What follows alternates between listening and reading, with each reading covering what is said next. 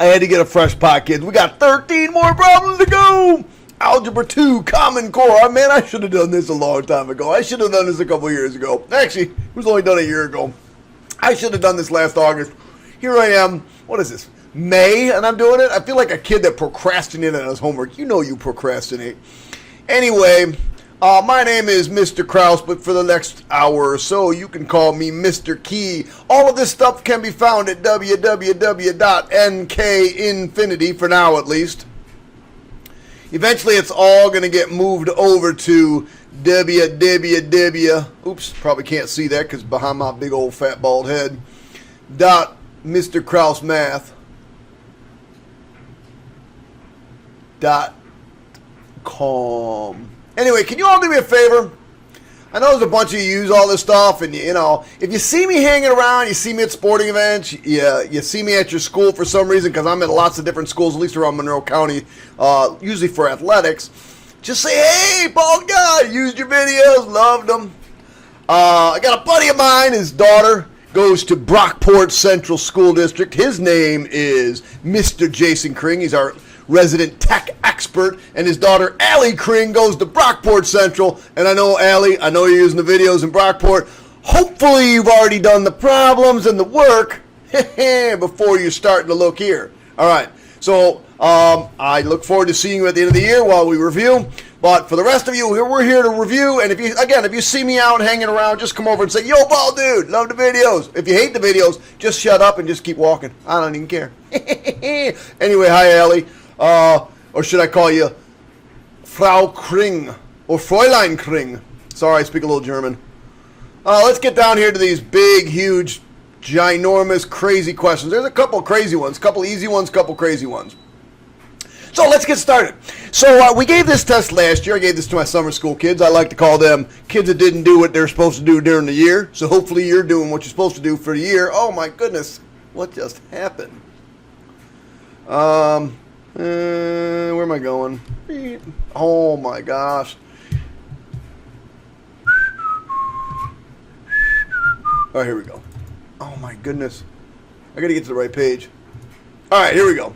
So I had a bunch of kids in this past summer school. You know what they decided to do? They said, you know what? Let me just type this thing into my calculator and get 16. Yeah, the answer is 16. So what? You're not getting any credit for that because it says explain. Does anybody know what the word explain means in mathematics terms, at least as far as New York State goes? Let me define explain for you. Write a sentence or two. You gotta say things, not math. You gotta say things. Write a sentence or two. So let's start with this, -8 to the 4/3 power. So you can say things like this. The 3 represents a cube root, and the 4 represents a power. Therefore, dryer's done. This problem is really the cube root of -8 to the 4th power. The cube root of -8. Yes, I know there's this girl in Hilton just going, Mr. Krause, could you write somewhat less like a 10-year-old boy and start writing like a neat person? I know, I'm sorry. The cube root of -8 is -2, not -12. -2, and -2 raised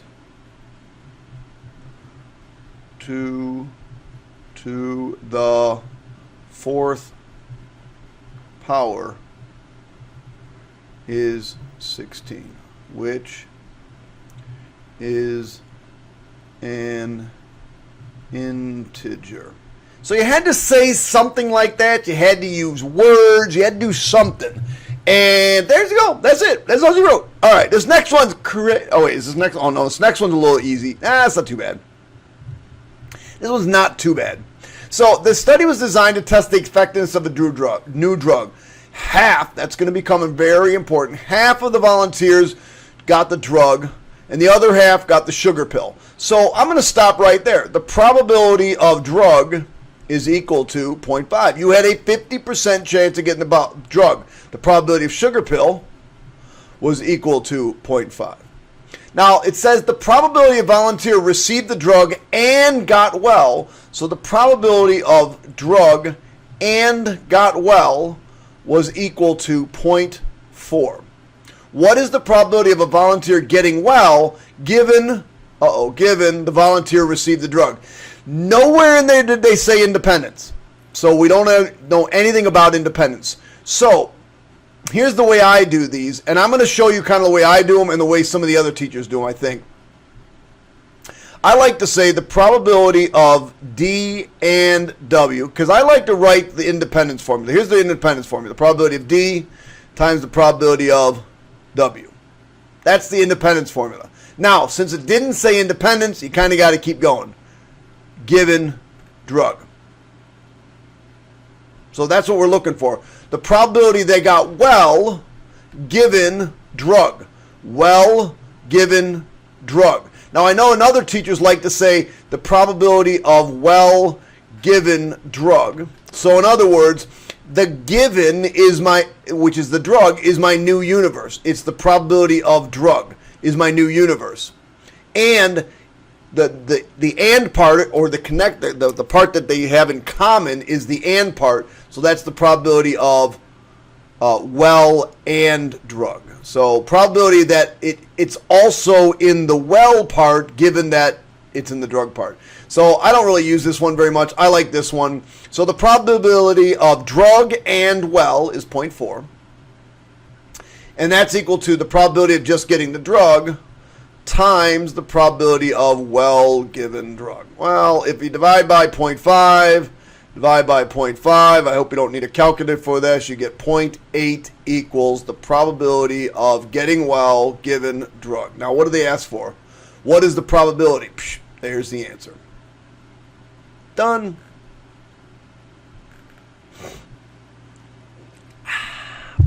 Do you know what this means?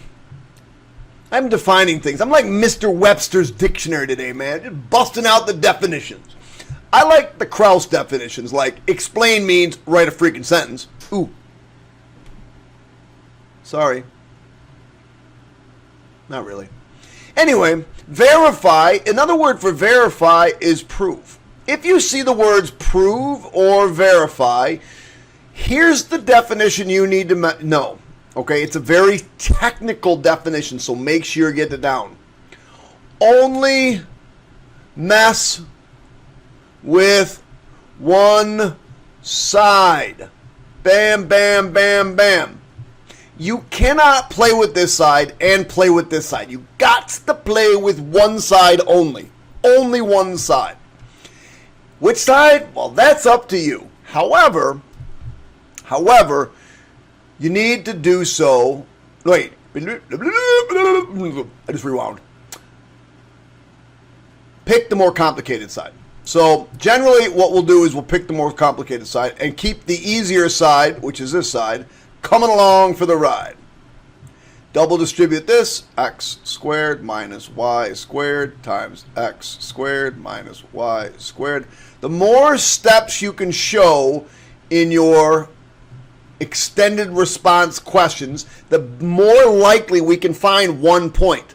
This now on a 2-point question, if you mess one teeny tiny thing up, man, you're like, oh man, you're already at 50%. That kind of stinks. And grading sucks when we see that what you did and it was such a tiny mistake, but nope, 50%. I know, which is why there's a massive curve on this test. So just keep the left side coming along. You're not allowed to change it. Double distribute this side. So x to the fourth. And then this is minus x squared y squared and minus x squared y squared, which is minus 2 x squared y squared. And then minus y squared times minus y squared is plus y to the fourth. Now, Some kids have a hard time with this, but remember, this means multiply it by itself too, as well, right? So this is 4x squared y squared. Well, if you notice, that and that are similar terms, so I can combine those puppies. Oh yeah, I said puppies, because I like puppies. I should bring my puppies down here. But my little one's kind of a pain. So this is x to the fourth plus, because when I combine these, I get plus 2, x squared y squared plus y to the fourth. All right? Let's try to get out of my big head's way. We're almost done. I still got to make it look like this. X squared plus y squared squared equals. Well, now let me factor this thing. To get x to the fourth, I get x squared and x squared. To get y to the fourth, I get y squared and y squared. And since this is plus and this is plus, they both got to be plus. But doesn't that equal this?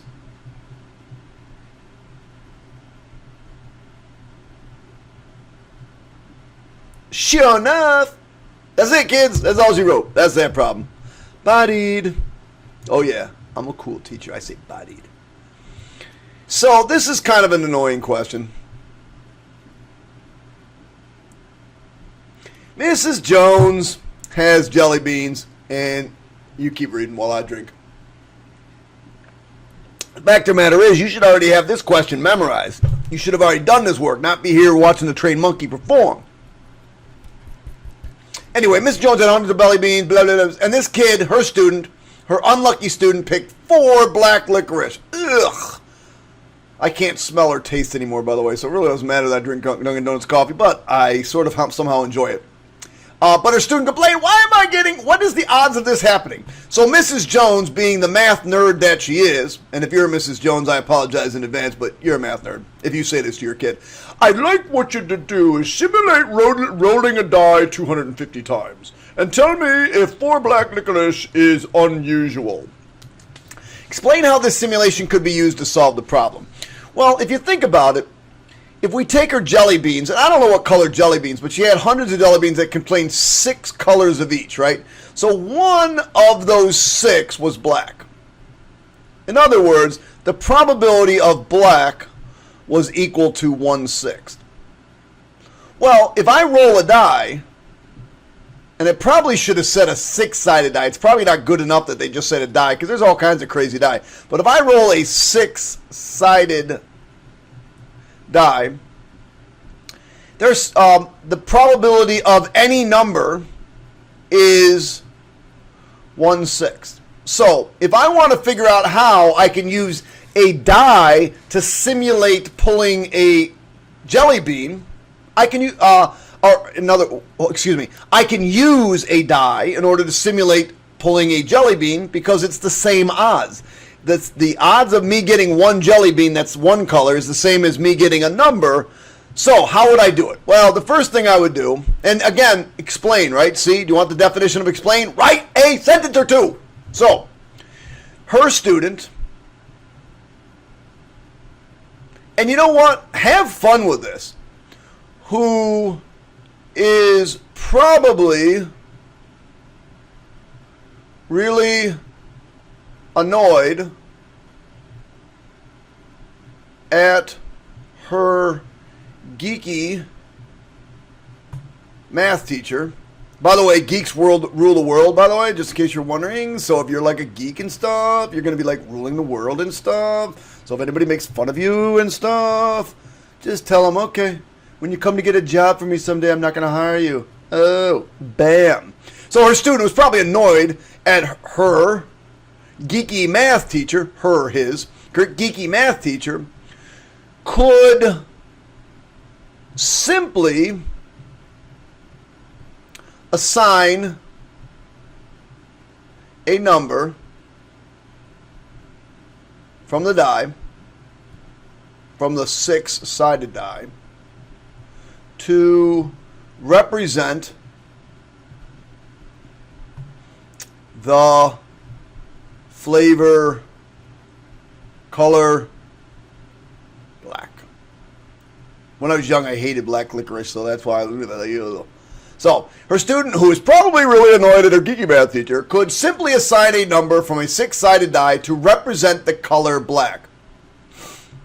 Therefore, every time she rolled, she or he rolled the die, and it landed on that number, being lazy with the word number, that number, it would simulate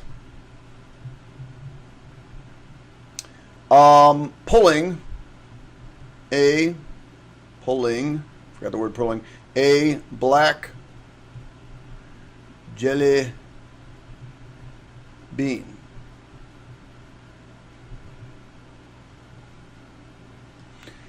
If she ran this 250 times, it would simulate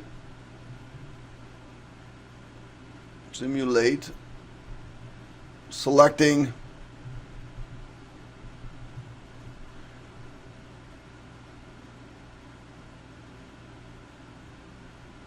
$250 jelly beans. No, 200. Oh, wait a second now. If she ran this simulation 250 times, it would simulate selecting 250 groups of, this was 4 jelly beans, right? 4 jelly beans. Groups of 4 jelly beans. She could then figure out the probability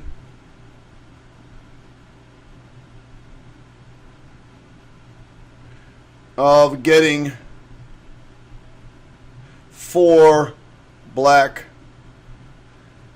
jelly beans. So in other words, and that's about it. That's about all you write. In other words, if she, let's say she said 5 would represent a black jelly bean, and she rolled it 4 times, rolled it 4 times, rolled it 4 times, rolled it 4 times, rolled it 4 times, and you did that 250 times. How many of those would come up 5, 5, 5, 5? That would be a simulation of how she do it. Now, I think maybe the way I just said it there actually made more sense. But if you said that in your words there, something to that effect in your words there, beautiful job, you nailed it. Otherwise, not. But it's a great idea. It's a great problem. And the geeky math teacher did a nice job helping the kid understand statistics, I think. Goodbye. No, I'll be back. So, while experimenting with her calculator, Candy, when I first read this, I'm like, Candy? Oh yeah, I love Candy. And then I was like, oh, that's the kid's name. Sorry. She created a sequence of 4, 9, 19, 39, 79. Now, at first I looked at it, I'm like, okay, this has to be a geometric sequence because clearly that's 5, and that's 10, and that's 20, and the difference there is not the same. But then I looked to see if it was a geometric sequence, and I did the ratio, and I said, okay, 9 divided by 4, is that the same as the ratio of 19 divided by 9? And it wasn't. So I'm thinking, okay, this is not a geometric sequence or an arithmetic sequence, but it is in fact a sequence of numbers. So the hard part about this one was it isn't one of the normal ones we're used to. So I had to kind of figure out, okay, and by the way, I can give this to any 6th grader, they can figure it out.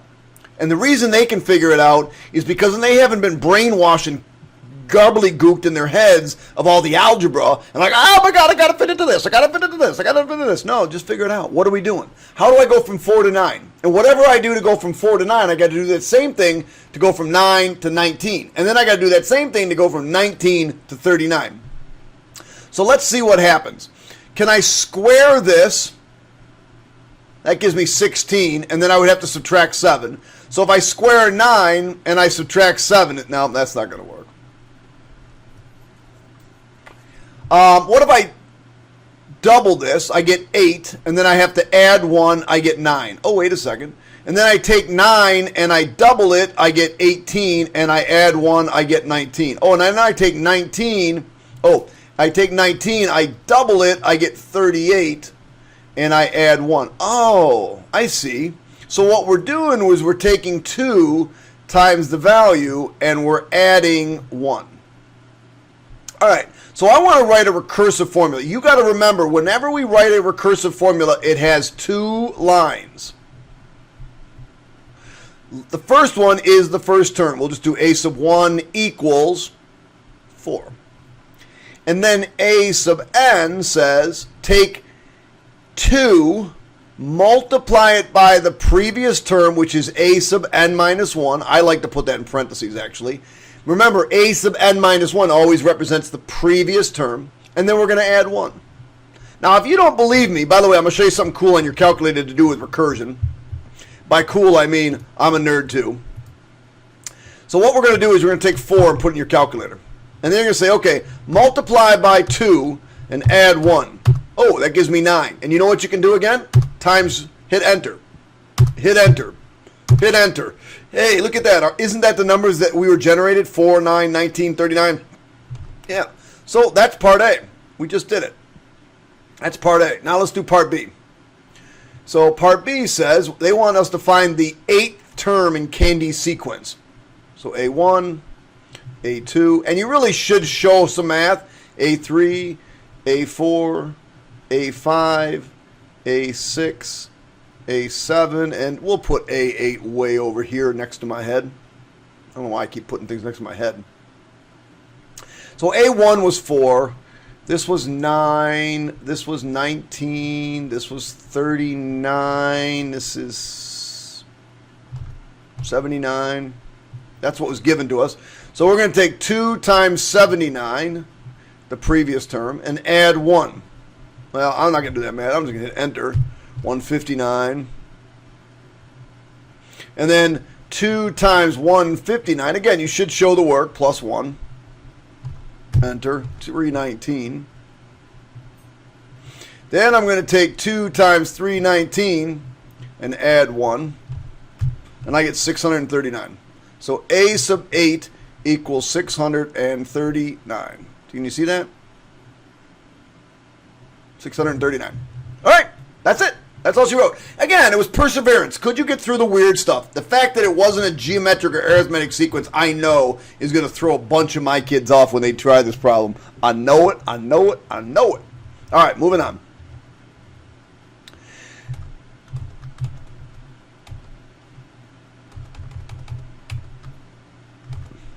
All right, so New York State's minimum wage. I'm going to do this problem 2 different ways. I'm going to do it a nice way, and I'm going to do it a nicer way. So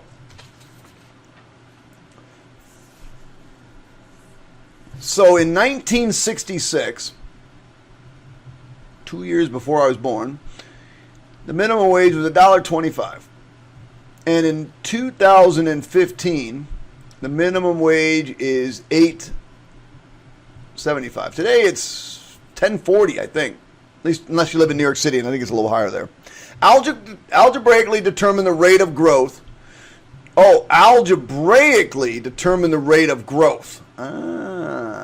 See, I said I was going to do it 2 ways, but the one way I was going to do it was using exponential regression because it said it was growing exponentially, but they said we got to do it algebraically. All right, let's use our algebraic formula. A of t is equal to our starting amount, our principal, 1 plus rate to the n. That's the formula we got to use. Okay, so what are we starting with? We're starting with 1.25, and we're going to say, okay, 1 plus the rate raised to the n. Okay. Well, I know this. This is 875 because this is our ending amount. I got to figure out what those years are. Is it 40 something? I don't know what. Go away. All right. I got to go over here and do 2015 minus 1966. 49 years. All right, so 49 years. So n equals 49. So I'll put in 49 here. All right. So remember, you got to get the weird thing alone. This is the weird thing. So we'll isolate the weird thing. And I divide by 1.25. I think that's 7. 8.75 divided by 1.25, 7. So 7 is equal to 1 plus r to the 45. Well, how do I get rid of an exponent I don't want anymore? I can raise it to the reciprocal. Well, the reciprocal is this is 1 over 45. Well, 1 over 45 is really the 45th root. But I'm going to raise it to the 45th power. I know those look like 9s. They're really 5s. Or they're really 4s. So I'm going to get something. I don't know. 7 raised to the 1 divided by 49. So write that out. 1.04. Don't round yet. 1.04. Never round until the very end. Usually if you get 6 decimals down, you're in pretty good shape. 5115 is equal to 1 plus r. Subtract 1, and I get 0.0405115 equals r. Now, that might be the answer, but my guess is they're going to ask us to round it. It said rounded to the nearest percent. Not decimal, not tenth of a percent, nearest percent. So you got to remember, got to move the decimal over twice. Once, twice. So this is 4.05115. So to the nearest percent, 4%. Here's another one of those rules, or here's another one of those things that New York State decided, nah, you know what, let's not do it in pre-calc. Let's make our Algebra 2 kids do it. You guys can handle it, but it's just more things they're shoving down into pre-calc, and that's okay, or into Algebra 2, but that's okay. We can handle this. This isn't bad. But you got to know what the rules are. The rules for telling whether or not a function is odd, even, or if it's not odd or even, it's neither, is very simple, and that is this. If f of negative x is equal to f of x, then it is even.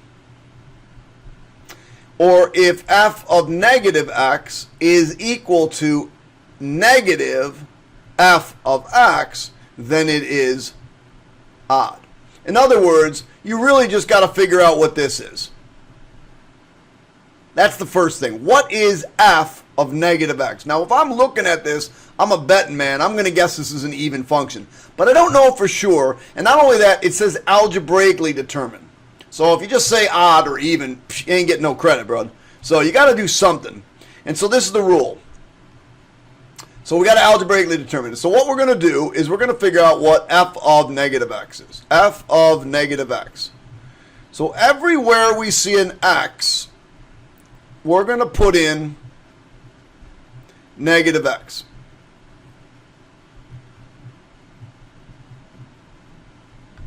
Because we're going to put this in. Put this in. All right. So what is negative x to the fourth? Well, it's negative x times negative x times negative x times negative x. Well, 4 negatives makes a positive. So this is really x to the fourth. Minus 3. And negative x times negative x is positive x. Minus 4. So f of negative x is equal to x to the fourth minus 3x minus 4. So since f of negative x equals f of x, we know that f of x is even. This is just one of those things you just got to know. I didn't cover it a lot. I think I covered it in passing in a couple of problems during the year, so my kids are probably going to mess that up. This question is actually really, really, really, really simple. The best thing I think you can do on this problem is to make up some concrete numbers for A and B. A and B and C are all positive. So I'm just going to kind of come over here and think about if A is 5, then B has to be smaller than that, so B would be 3. And then I say, okay, if I'm looking at these roots right here, I come up here and I look at these roots. doesn't x equal a root, and x equals b a root, and x equals negative c a root? It is. So, I know that negative c is a root. So this is negative c. And you have to label this. Notice it says on the sketch possible, label all intercepts. If you don't label them A, B, and C, it's wrong. So this is going to be B, and this is going to be A. Now, the only reason I came up with these numbers over here is because I wanted to think about where they might go. The other thing it says is it has a positive y-intercept of D. So somewhere up here is D. Now I got to draw the graph. Now here's the hard part, sort of. This is an odd function. It's an odd function with a positive leading coefficient, which means it's got to look like this somehow, where it goes down that way and up this way. So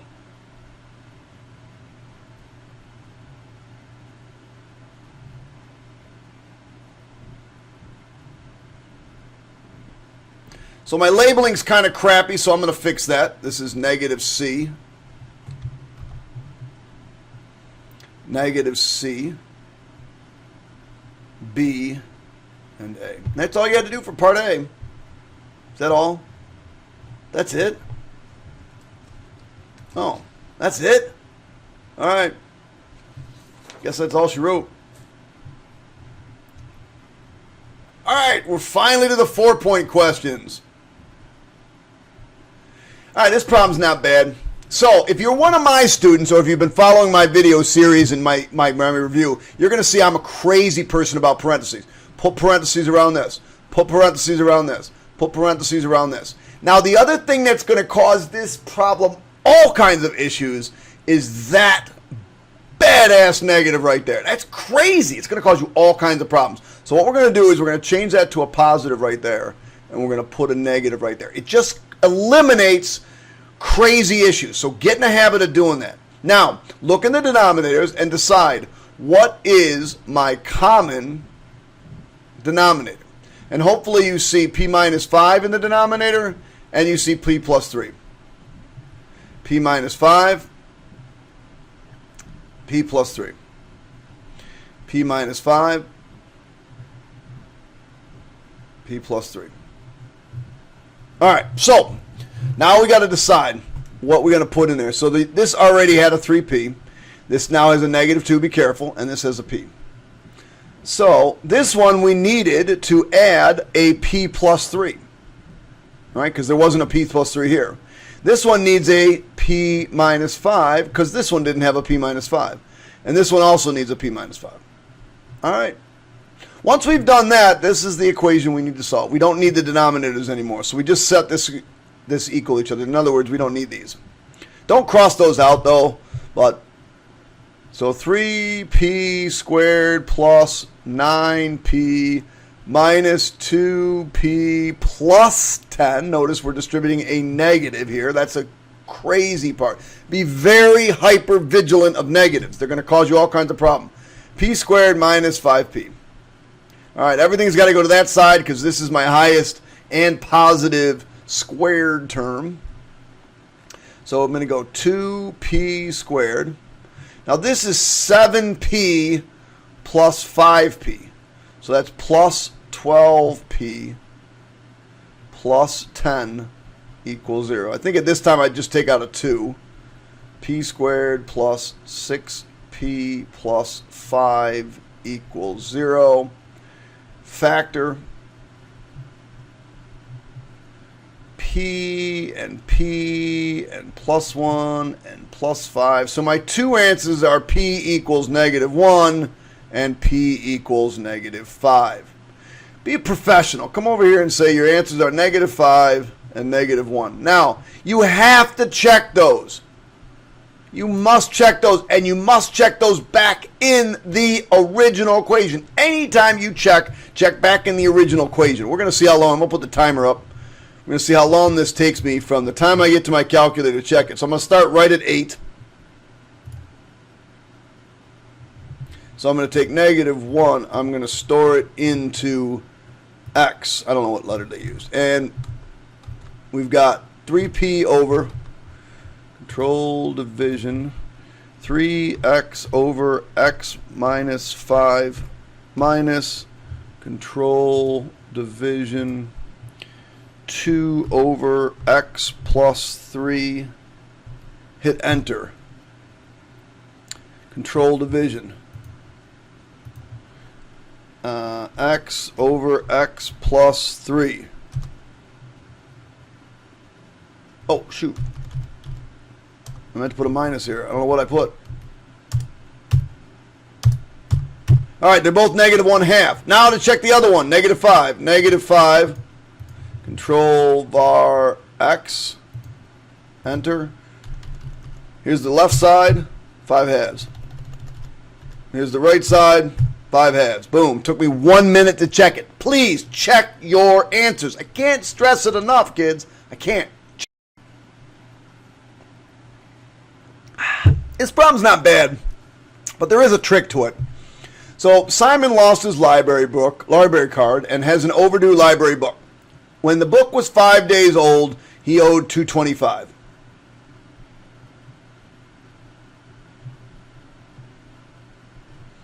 $225. When the book was 21 days late, he owed $625. So what I got to do is figure out,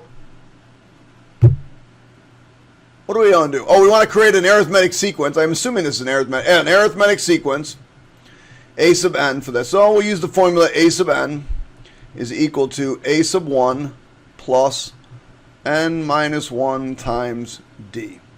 Well, we don't know d, and we don't know a sub 1, so we got to figure them out. So it's pretty simple to do. If a sub 5 is equal to 2.25, and a sub 21 is equal to 6.25, all I got to do is figure out, because this is linear, where'd those go? Oh, because this is linear, all I really got to do is figure out the rate of change here. So 6.25, this is way behind my head, I know that. 6.25 minus 2.25 all over 21 minus 5. I don't know why those keep disappearing. It's so weird. So let's see what we got here. Let's get a division. And we're going to go 6.25 minus 2.25 all over 21 minus 5. Bam. Quarter. Costs us a quarter. Costs us 1/4 every day. So my D is 25 cents.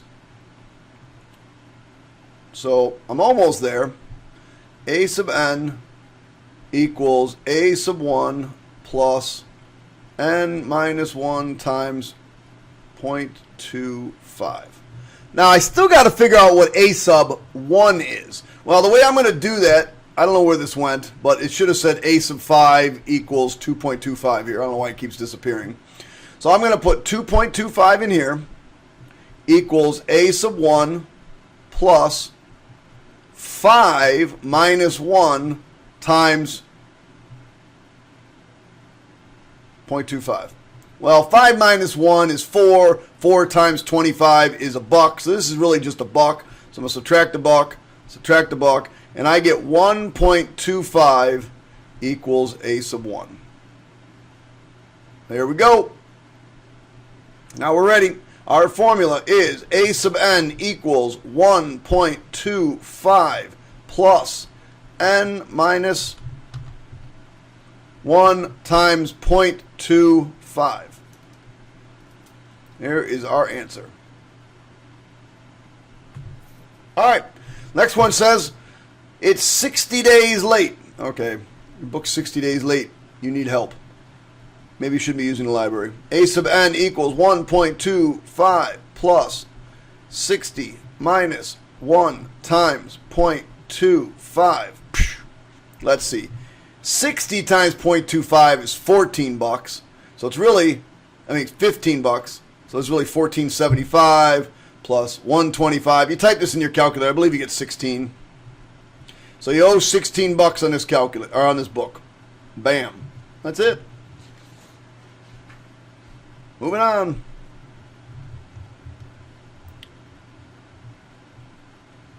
Oh, I know why it's disappearing. Okay. On the set of axes below. Why is it? I don't know why it goes up by a page every time I hit an arrow. Whatever. All right. Let's one curve of this thing.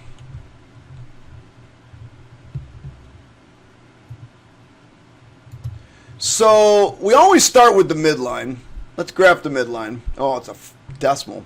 All right, let's go. 1, 2, 3, 4, -1, -2. I don't think I have to go any further than that. Oh, yes, I do.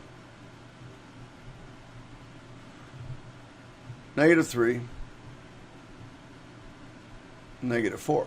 All right, so my midline is y equals -3/2. Well, that's really -1/2. But remember, when we graph the midline, we use a dotted line to represent it.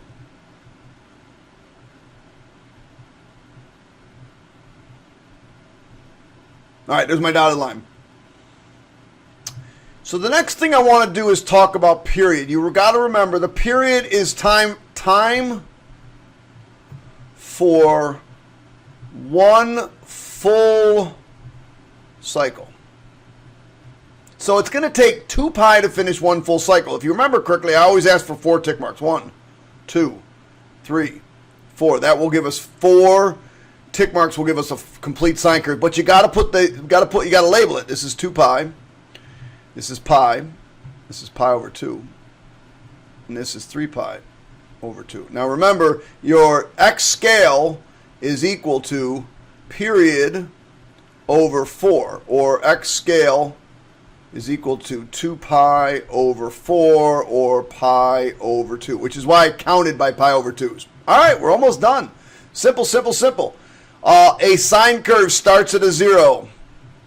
It ends at a 0, and it has 0 in the middle. And in between the zeros, it has a max and a min. Let's see if they tell us which way to go. Amplitude of 2. So we're going to go up 2. 1, 2. We're going to go down 2. 1, 2.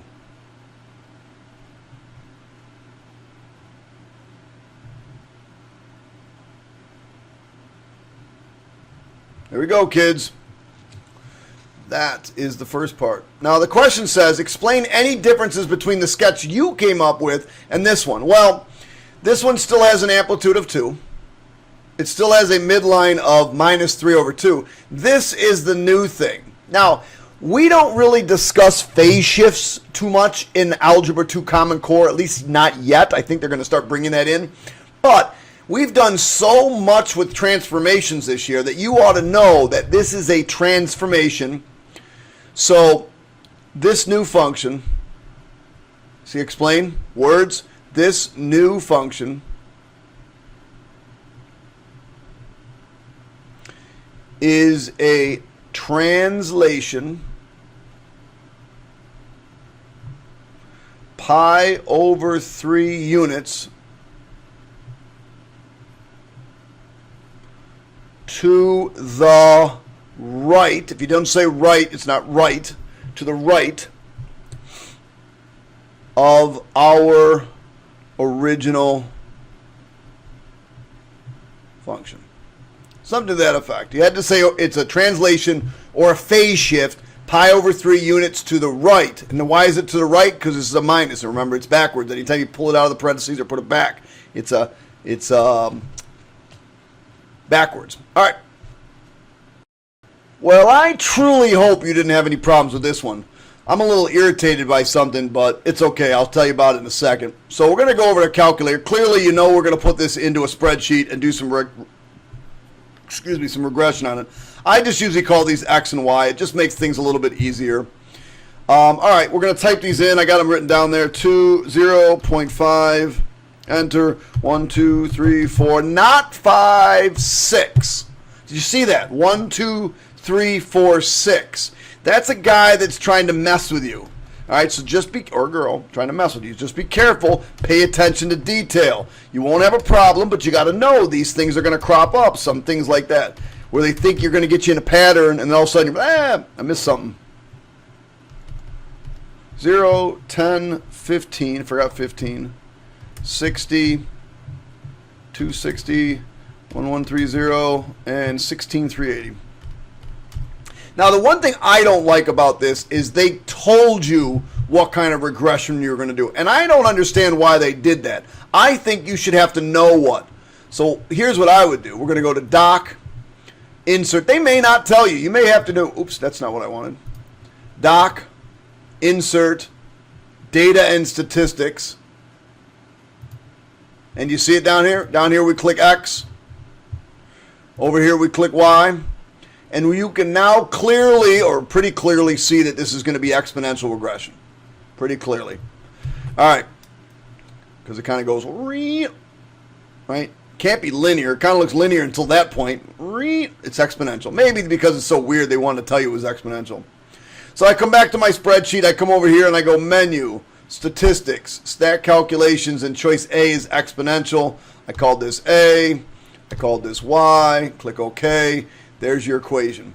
Now again, you got to be able to highlight it. Down here it'll tell you, right down here, it'll tell you this number, the whole thing. So if you need to see more than just 3 decimals, that's okay. So where did we say? Round to the thousands, please. So Y equals, don't write Y equals, just lost a point. Gosh, that's the dumbest point to lose. And here's the equation. The equation is given right above here. A times B to the X. So A is 4.168. 4.168. B is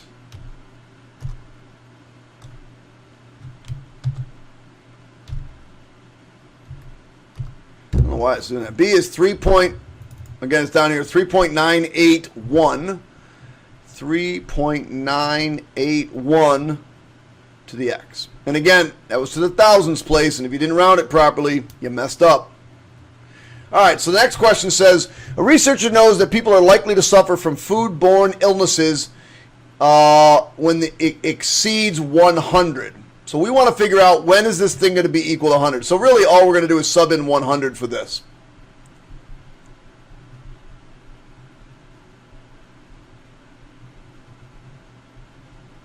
Now to say we have to find this algebraically, it doesn't really say we have to find it algebraically. I could do this graphically if I wanted to, because nowhere in here it said algebraically. But algebraically is really a simple process. We're just going to get the weird thing alone by dividing by 4.168.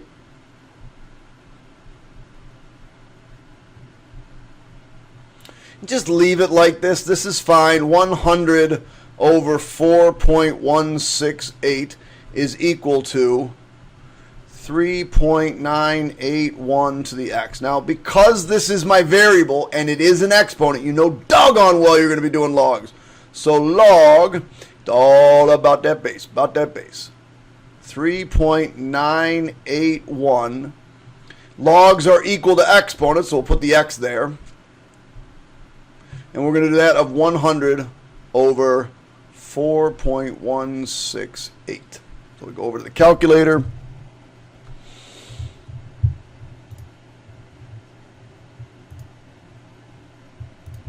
Control log 3.981, 100 divided by 4.168, and you get 2.300. So X equals 2.300. But it said to the near, and here's the other stupid thing they want to do, quarter hour. Remember what I told you? 8% of this test is going to be on rounding, whether or not you can round properly, which is kind of annoying. Because I'd rather you know the math than, that you got to pay attention to detail. So I know it's 2 hours and 3/10 of an hour. So I got to figure out how many minutes 3/10 of an hour is. So I'm going to take 0.3 and I'm going to multiply it by 60. And I get 18 minutes. So this is really 2 hours and 18 minutes, but it's set to the nearest quarter hour. So I'm going to do 3 hours and 2 hours and 15 minutes. And that would be the right question. Right answer to this question. When I celebrate getting to the last question, I do so with D&D loves Rochester. I don't know what that's all about, but whatever. I do so with some coffee. So this question here, lots of words, makes it sound all complicated, and quite frankly, because most of you don't deal a lot with loans, it was sort of a confusing question, and I feel for you because I did some loan questions with my kids this year, and they struggle with the context of this because they don't quite understand how all of this works. So if you understand how this all works and you did well with this, nice job. A lot of kids don't.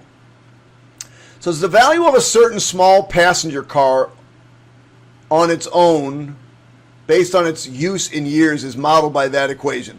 So there's my value equation. Here's my value equation, where VAT is the value in dollars. Zach had to take out a loan to purchase the small vehicle. So Zach took out this much of a loan. Must have had a down payment. Model the unpaid, the function is measured in t, and t is the time. Graph v of t and z of t over the interval t to 5. Okay, so this is just nothing more than a pain in the neck exercise, but it's relatively simple at least. I know down here I'm going to do a 0 to 5, so I'm just going to make every 4. I think I counted there's 20 boxes. Generally count. It has to be a uniform scale. If you're off by a box, you lost a point. Now the Y scale is pretty easy if you remember that these are your starting values, 22,000 and 28,000. So I got to get above 28,000. If there's 20 boxes, I'm going to make every box 2,000. Or every box, yeah, I'm going to make every box 2,000. So this is 4,000. 8,000. I don't have to label this much, but I know I'm probably going to end up, what am I saying? I'm so tired. I need more coffee. I know I'm going to be plotting a bunch of points, so I'm going to need all this stuff as reference to figure out where I'm going. Man, don't lose points on graphing stuff. My goodness. These are the easiest points you can possibly get. I don't know. Oh, I'm going up by 2 now. This should be 12. That should be... So this should be 12. I hope you weren't following. If you were copying me, haha, you should have already done this. 12,000, 16,000, 16,000. This would be 18,000. Nope. 20,000, 24,000, 28,000, and 30,000. I had to get out over 28,000, so there's 30,000. So now it's nothing more than let's just go over here to our bad old calculator and make sure we type this in right. 28482.698 parenthesis 0.684 parenthesis raised to the, make sure you know you can't raise it to a T, you have to raise it to an X. Press tab, get the next one in. But Mr. Krause, I can't see my graph. If you don't know that you're not going to be able to see your graph, this may not be the right course for you. You need to know that you're not going to be able to see these, my friends, because they start at $30,000. Now, I don't need this quadrant. I don't need this quadrant. I don't need this quadrant because we're dealing in real life money and real life time. So there are no negatives in real life money and real life time unless you really, really owe a lot of money. So I know that I need to do, here I need to go to at least 5. So I'm going to go to 8. And because that's 8, I'm probably going to make this just -1. And I like to have a little negative only because it makes seeing it a little bit easier. If I press the tab button, I can't see anything, right? You can't see anything because you need to get it to at least 28,000. So I'm going to go 30,000.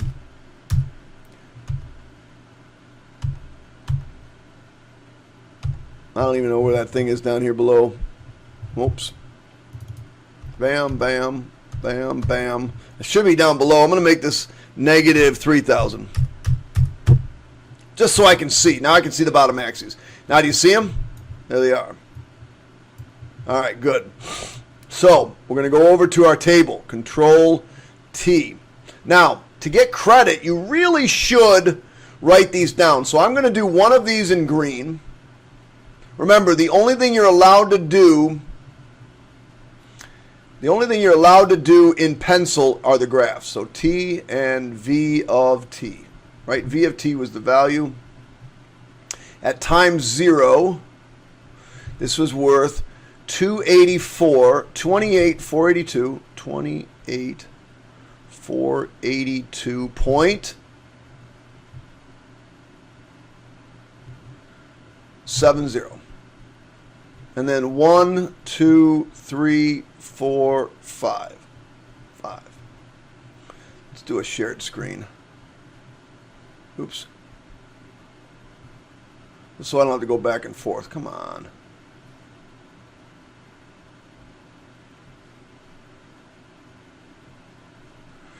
Trying to save time, and I'm wasting like crazy amounts of time here. All right, there we go. So the next one's going to be 19,482.17. The next one's going to be 13,325.80. I know you're not going to be able to graph it this close, but you should be accurate here. $9,114.85.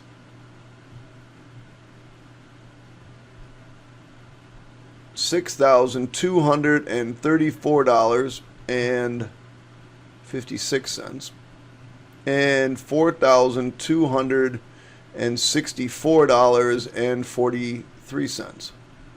Now, if all those things just disappeared,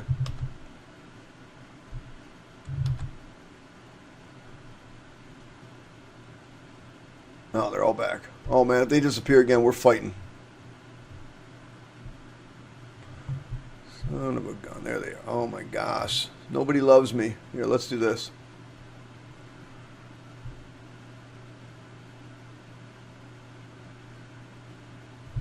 Alright. Well, you know, why don't we just sit here? I'll pause it for a second. Oh, maybe it's back.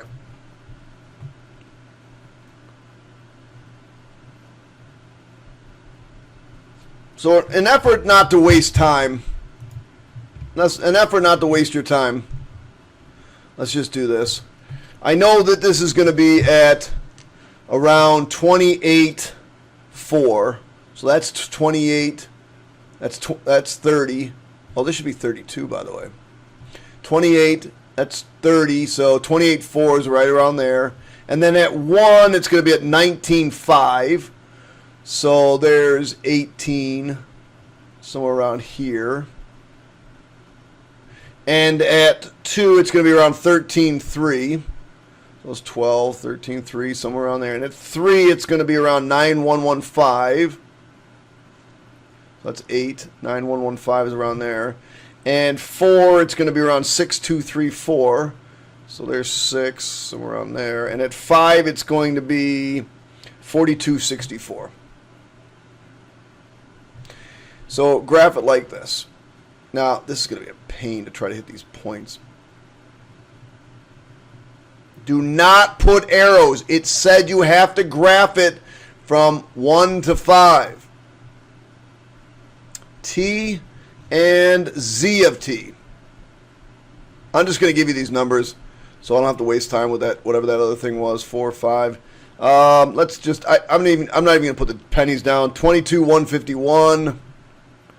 17,234, 13,408, 10,431, 81,16, and 63,14. All right. Now notice I'm doing this in a different color. You know, some kids do boxes along these if they have to do it the same color, and then do triangles or whatever, but whatever. 22, there's 22. 22 is a little bit above there. 17, 2. Somewhere around there. 13, 4. Well, the other one was 13, 2, so those are right around about the same. 3 is 10, 9. That's 8, 10, 9.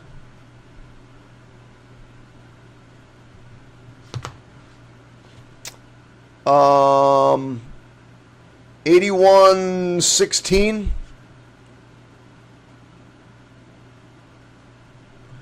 And 63, 14. 63, 14. Somewhere around there. And I graphed that one. Try to hit all those points. All right. Whew. All right, here we go. So it says here, state when v of t equals z of t to the nearest hundredth and interpret its meaning. So we're going to go back to our graphing calculator. Hit Control T. And I'll maximize this. We're going to graph our calculators. And we want to find when they intersect. So menu, analyze graph, intersection, shabam, shabam, and there's what we got. Notice how it doesn't really show us the rounded thing. So what we're going to do is right click on that, choose attributes. And we'll change that to a 6. We'll do the same thing here. Right click on this, attributes, and press enter. All right, now we got it rounded. So I'm going to write that point down. Used TI Inspire calculator to get point of intersection,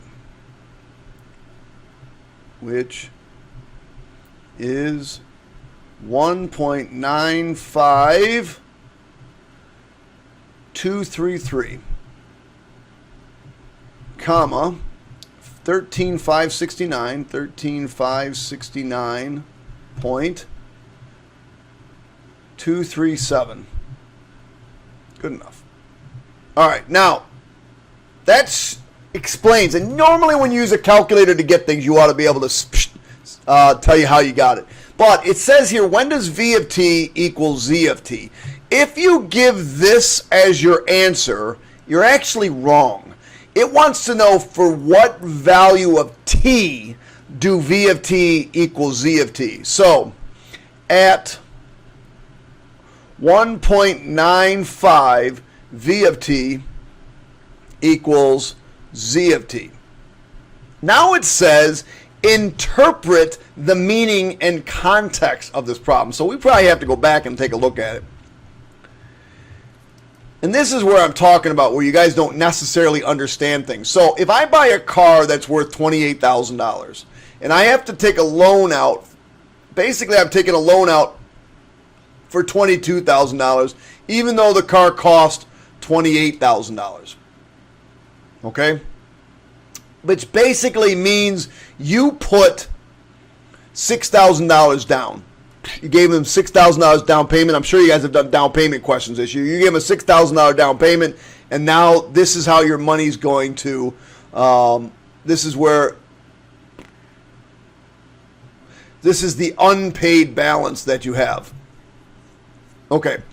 And the unpaid balance is going to go down over time. And this is how much the vehicle's worth. So at 1.5 years, the value of the car is equal to the amount you owe on the car. So that's what we have to write. At 1.95 years, the value of the car is equal to the amount owed on the car. And there you go. You got your next 2 points. All right, last one. Oh my God, I'm so excited. Oh, And then we're going to go here. So, some car dealer. I think we have like a math teacher that's like a car dealer must have been writing this problem because no kid understands this. Zach takes out insurance policy. It requires him to pay a $3,000 deductible in case of collision. Yeah, like you know what this means.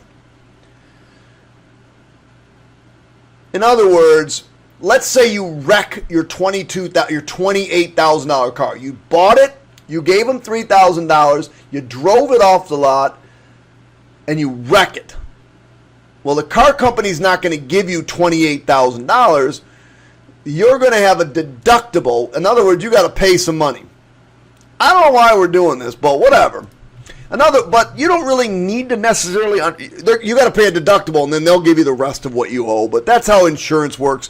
You'll figure that out eventually. Eventually, you'll hopefully figure that out. Some people never figure it out. The question really was, when is the value of the car equal to the deductible? That's really all you had to get out of it. When is the value, which is V of t, equal $3,000? Now, it didn't say you had to do this algebraically, but you could, and that would be a great justification. So I'm going to do it algebraically, but then I'm also going to show you a graphic way of doing this. So $3,000 is equal to 28,482.698.684 to the t. And I want to solve for t. So you got to get the weird thing alone. Divide by 28,482.698. 28,482.698.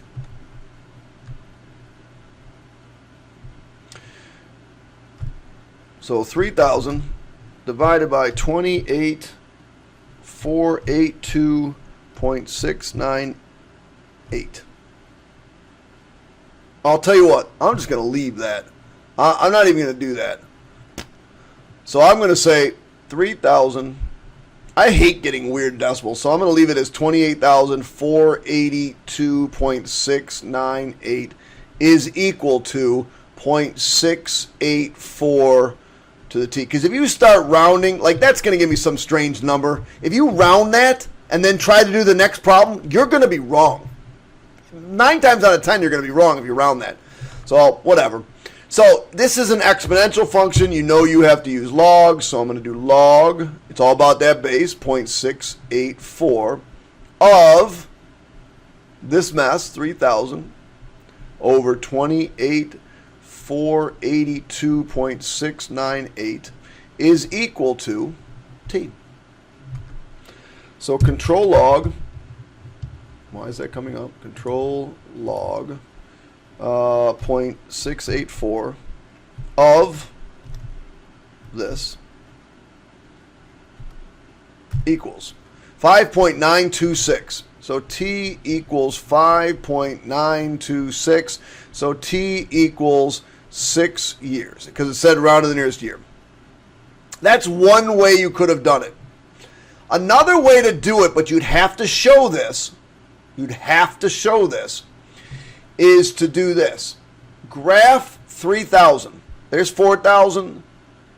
This is 6,000. Oh, this is 2,000. Oh, you really couldn't do that because if you graph 3,000. So y equals 3,000. So if you did this and then you said, okay, I'm going to do it on my calculator. And I'm going to say, okay, tab, excuse me, calculator's going crazy, tab, escape. So tab, and I do 3,000. And I hit enter.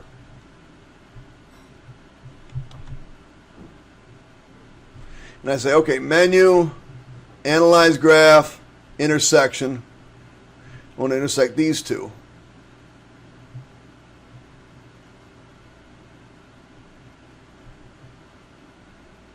And I come up with that, 5.93. So if you wanted to do that, you show your graph, you show it on the graph. Come on. Stop being a jerk. you could say something to the effect of this, and I'm just going to say it. I use my TI Inspire graphing calculator and graphed the line y equals 3,000. Then I found the point of intersection between the line y equals 3,000 and v of t. I found that point of intersection to be blah. Therefore, the answer could be 6 years. Because nowhere in there it said you had to use algebraically, which I think algebraic was easy. But if you're going to use your calculator, it's in your best interest to say, I use my graphing calculator and I use my intersect feature of my graphing calculator to find the point of intersection, so on and so forth. It's always in your best interest to explain what you're doing when it's done off-site and you can't tell how they got that. Because you can't just write an answer and say, oh, use a calculator. Tell me how you used your calculator. What did you do on your calculator to get the right answer? And that would have given you full credit on that part too. All right, kids. August 2017 is in the books. Hope you did okay. That was a tough test. We are going to give this as our mock final because it's a tough test, okay? So, good luck. Good luck on the Regents. I'll have the answer key up for the Regents on the soon. And goodbye to all my friends in Brockport and all my other friends. And if you see me someplace, yell at me, hi, trip me. If you don't like my videos, don't yell stupid stuff at me. Oh, Krause, man, you're bald and your videos suck. And you can't write very well. Goodbye, kids. It's been fun spending 16 hours with you again. Goodbye.